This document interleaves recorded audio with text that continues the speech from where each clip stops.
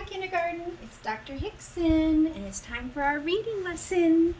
It's so great to see you guys today. I hope you're having a great week. And we are still talking about plants. So fun, I love it. It's one of my favorite times of year. And our big question is, how are plants alike and different? So we're still talking about those big questions about comparing plants, how they're different, how they're the same. And our vocabulary for this week is also having to do with plants. And our first word, of course, is plant. A plant is anything that's growing out of the ground. But how does that start? How does that start? First, you take a seed. Seeds come in all different shapes and sizes. An acorn is a seed. You can have sunflower seeds. Those are actually seeds that you can eat. You can have, they have like a little helicopter on them. The seed is on the bottom and there's a little helicopter, so you've seen them fly to the ground off of a tree. That's a seed. So seeds come in all different shapes and sizes, and you can find them. Every single plant has a seed. It grows a seed so it can make a new plant. So you take that seed, and what do you do with it? You first have to dig a hole. You dig the hole, right? And once you've dug that hole in the soil, you have to have pretty good soil, pretty good dirt that will allow you to, for the seed to plant itself and grow. So you dig a hole, you dig the dirt out, and then you put in the seed. You put in the seed. And when you put the seed in, you have to do a couple of things, right? You have to take care of it. What are some things that your plant has to have to grow? Do you guys know? What's one thing? Did you say water? Yep, it has to have water. So your plant has to have water. So either you can water the plant or it can come from the rain from the sky, and that will water the plant if it's outside. If you have indoor plants, you have to water them yourself, right? So now that that seed was down here in the soil, it starts to grow up out of the soil. It will break through the soil. We saw that in one of our little pictures, didn't we, on Monday when we talked about it, first started talking about it. Then once that plant grows, you may pick things off of it. So if a flower is growing, you can pick the flower. You can pick a strawberry off of a strawberry plant. You can pick an apple off of an apple tree. You can pick the seeds out of a sunflower. Did you know that the sunflower is huge? It's like this big in the middle, and it's just hundreds of seeds in every single sunflower. It's very cool. If you ever get a chance to look at a sunflower up close, you really should. So that's our vocabulary for this week, talking about how that plant starts from a baby seed, you put it in the soil, and then it starts to grow. And today I want to read you a story. Now you might look at this story and say, Pumpkin Jack. Oh, Dr. Hickson, Halloween is over. We don't want to read about jack-o'-lanterns anymore. But I think you'll find this very interesting as we are talking about our plants, okay? So the title, right? The title is the name of the book, Pumpkin Jack. That's the name of the book, the title. And it's written and illustrated by Will Hubble. So if it's written by him, that means he wrote the words and he illustrated it. So that means he made the pictures, painted or drew the pictures. So this author did both. He did the words and the pictures. So that doesn't happen all the time. So the title of this book, like I said, is Pumpkin Jack. I'm going to turn to the next page, and this is called the title page. Title page. Pumpkin Jack. Written and illustrated by Will Hubble. When Tim carved his first pumpkin, it was fierce and funny and just perfect. A jack-o'-lantern this good deserves a name. So Tim gave it a name. He called him Jack. Now if you look down here, you can see where all of the stuff that was inside the pumpkin is out now. And there is a seed. And pumpkins have lots of seeds inside. Long after the best trick-or-treat candy was eaten, so it's after Halloween now. Halloween is gone. Tim still kept Jack. At night, when a candle made Jack's face dance on the wall and filled the dark with warm pumpkin smells, Tim felt Jack was almost magic. Yet, too soon the spell was broken.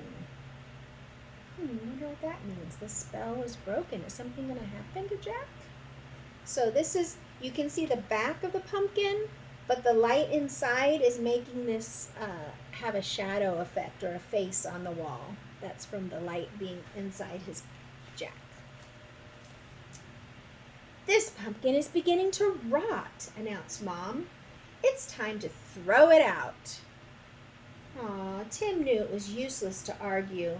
He carried Jack to the garden, which was already filled with brown ghosts of last summer plants. So what does that mean, brown ghosts? It means all the dead plants. Yeah, they're just like ghosts now because they're all dead and brown and withering and dying. I guess a dead garden is better than a trash can, thought Tim. Still, it made him sad to leave Jack outside and all alone.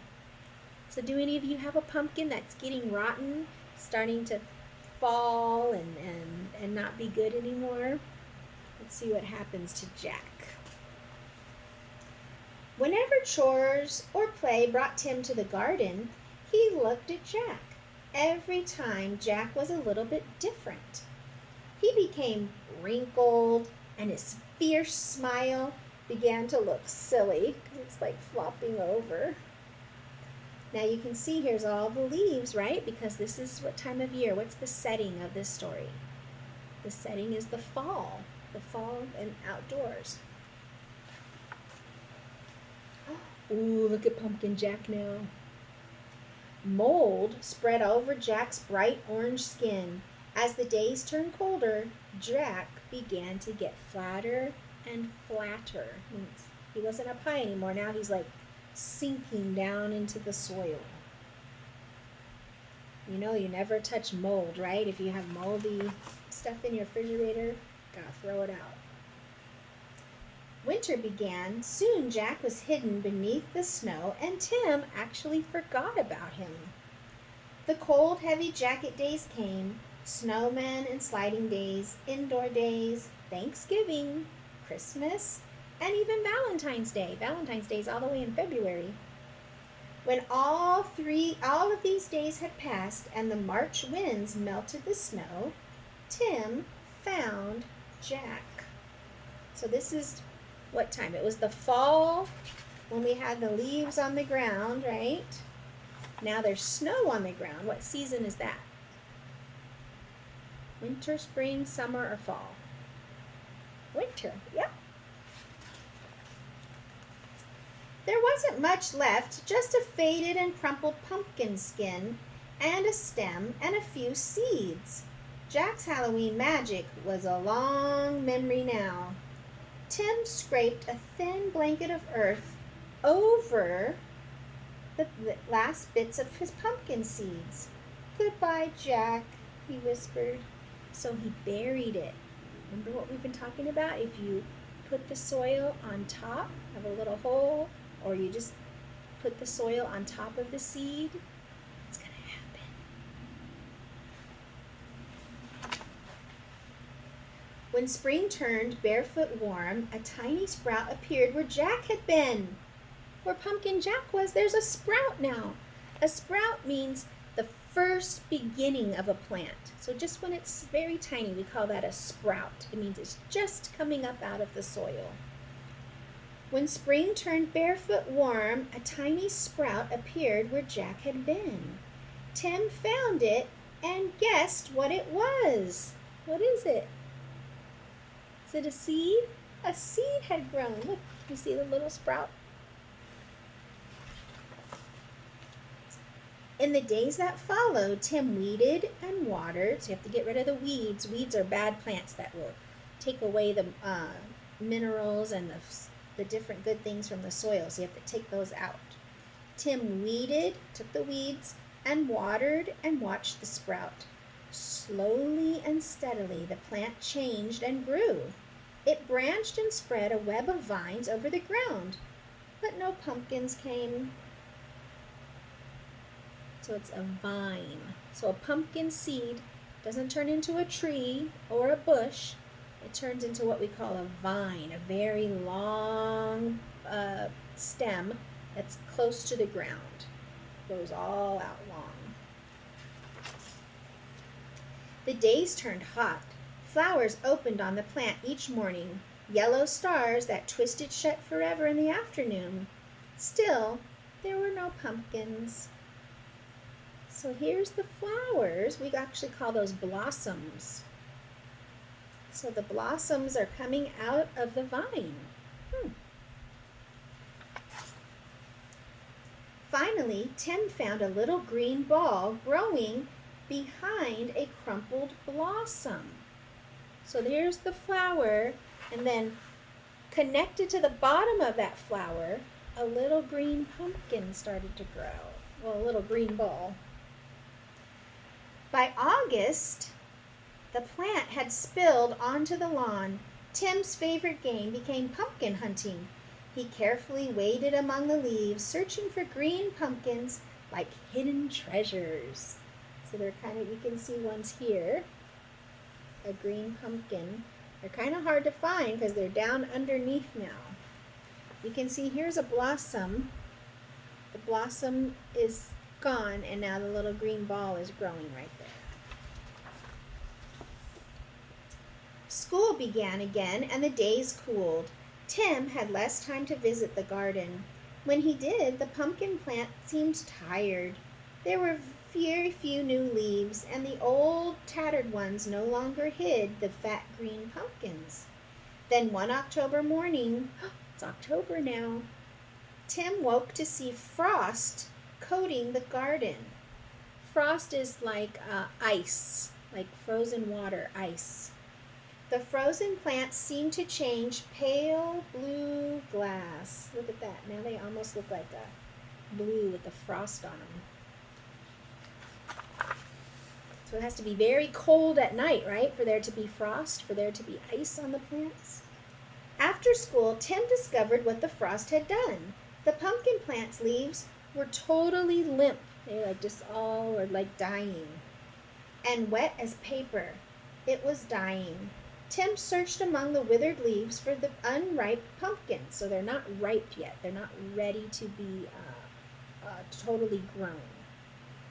He picked them and put them on the front porch, hoping for one more change. So they're kind of green and orange. A little bit of orange and a little bit of green on each one of them. They're not quite bright orange yet. By Halloween, the pumpkins had ripened to bright orange. There were many, for the plant had been generous. So his little one seed made all these pumpkins, grew into a vine, and grew a whole bunch more pumpkins. Tim was generous too. He was very kind. He gave all of his friends one pumpkin and kept one for himself. From jack-o'-lantern to seed and a pumpkin again, the circle was almost complete. Now it was time for Tim to do his part. He gave his pumpkin a face. It smiled at him in a fierce and funny way.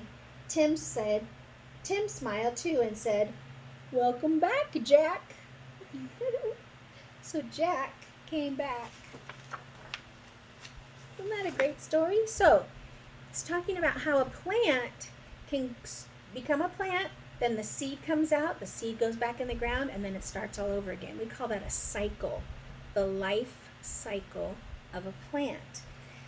But we'll talk a little bit more about that later, another day.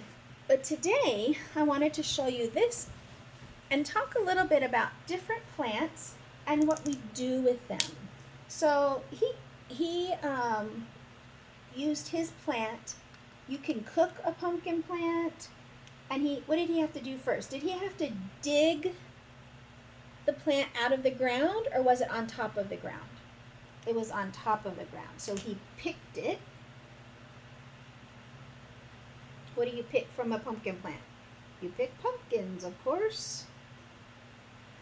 Actually, I'll just draw a picture.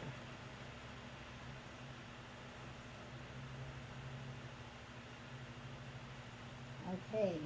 And so you pick a pumpkin. You didn't have to dig anything. Can you cook pumpkin? Yeah, you can cook it. Do you eat pumpkin raw? You might be able to eat the seeds raw, pumpkin seeds. I've had pumpkin seeds before, but the seeds are also good cooked. Yeah, they're good. You can roast the seeds. So you can cook the pumpkin and you can eat it, the seeds. What about an apple tree? What comes off of an apple tree? An apple, yeah. So we'll draw a little apple. And do you have to dig anything up from an apple tree? No. Can you cook apples? Yes. Apple pie, apple cobbler, apple juice, right? So all that happens by cooking it. Can you eat apples raw? Absolutely. They're the best, aren't they? All right, here's potato. Potato. What do you pick something off of a potato plant? No, you have to dig in the ground. The potato is actually part of the roots. So you have to dig, here's the ground, and then underneath the ground is the potato. And there will be some plants on top, but also the potato is underground, so you have to dig it out. Can you cook potatoes? Absolutely. Everything under the sun. Mashed potatoes, French fries, potato chips, all those come from potatoes. Can you eat a potato raw without cooking it? Don't cook it. No.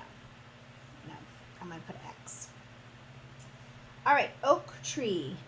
So from an oak tree, we get an acorn, it's called. Okay, an acorn. You don't dig it up. It comes off of the top of the tree. Can you cook acorns? No. Can you eat acorns? No. Squirrels eat acorns, but not kids. And the last one is sunflower. So the sunflower, you don't eat the sunflower. The seeds are all in the middle of the sunflower, just hundreds of them inside here. So you don't have to dig anything up. You do pick it. You pick the seeds out of the sunflower. Can you cook them? I think you can roast them in the oven, and you can eat them raw too. So that's just some ideas of different kinds of plants and thinking about the cause and effect, really, of if I have an apple, what is the cause? Why do I have an apple? Because I picked it from an apple tree. If I have a potato, why do I have a potato? Because I dug it out of the ground. So there's different ways to get those plants. All right, guys, that's all I have for today. And I hope you had a great week this week. Oh, let me look. I think we have one paper to write. If you look in your writing papers, look for the one that says 11.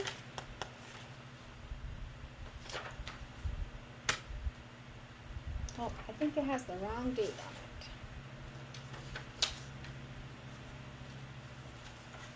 it. Oh, here it is. Okay. So this week we were going to write, I can draw and explain an event. So just anything that happened. So we could say the election, and then it has the word because. Because. I have an apple because I picked it from the tree. So you want to use the word because for that cause and effect that we've been talking about. And then this actually should say 11, 10, talking about your plant. So we wrote about an animal, and now you're going to write about your plant. My plant. Pick any of the plant you like, draw a picture of it, and then answer some questions. Is it pink, red, purple, blue, green, yellow, or orange? Or if it's none of those colors, you can write your own color there. And what size is it? Is it small, medium, or large? So just talking about your plants. All right? So I hope you have a great day, and I will see you Monday. Bye-bye.